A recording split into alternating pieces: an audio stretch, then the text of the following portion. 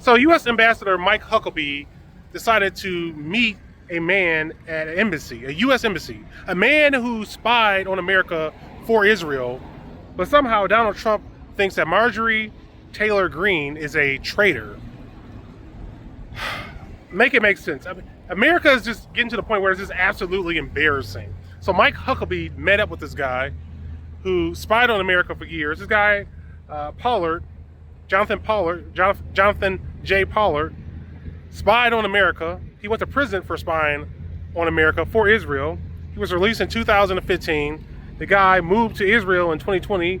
He of course was a hero. How the hell is this the action of an ally? Okay, so we have a so-called ally, which, by the way, I can't remember any war in which Israel decided to fight with the United States.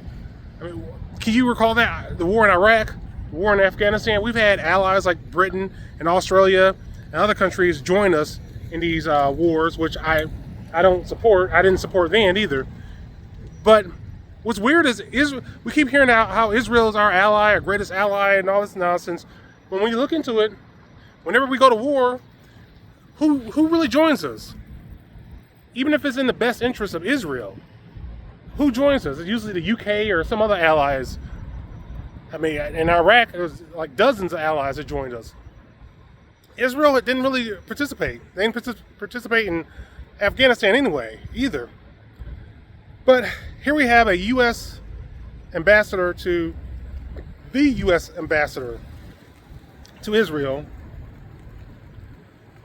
meeting with this guy, Pollard, in a U.S. embassy. How the hell is this acceptable? I mean, the guy spied against America, went to prison for it, and we have an ambassador meeting up with this guy. What the hell are they talking about?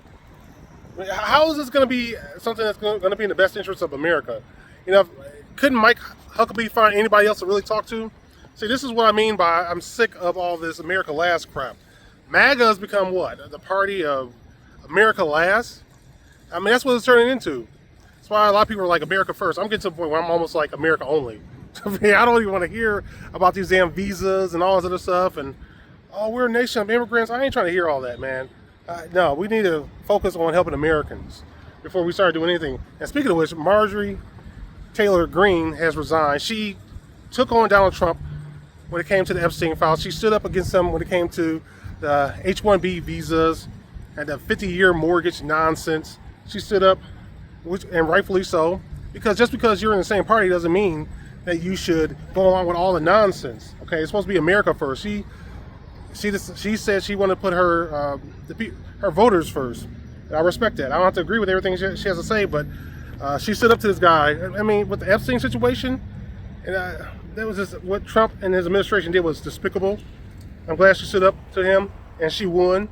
And now she's going to resign. What does that say about a government when people like Green is resigning, but we're stuck with Mike Huckabee, we're stuck with the Cash Patel director of the FBI?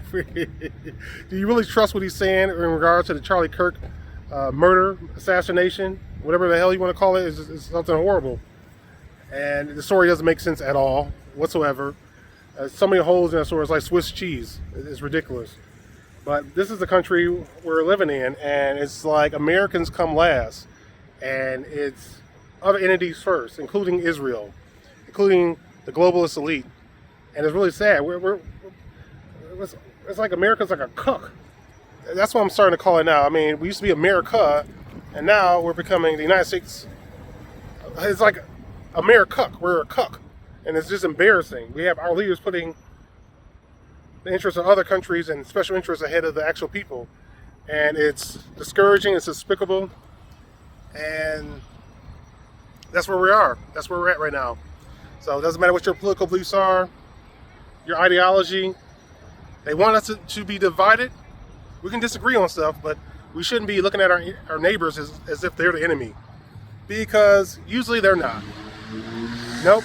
But when we do, it benefits a certain group, the group that actually wants to control us, the globalists, the people who really run this world, the people that George Carlin was talking about when he said it's a big club and you and I ain't in it. So share your thoughts, guys. Thanks for watching. Thanks for listening. Don't forget the future belongs to those who prepare for it today.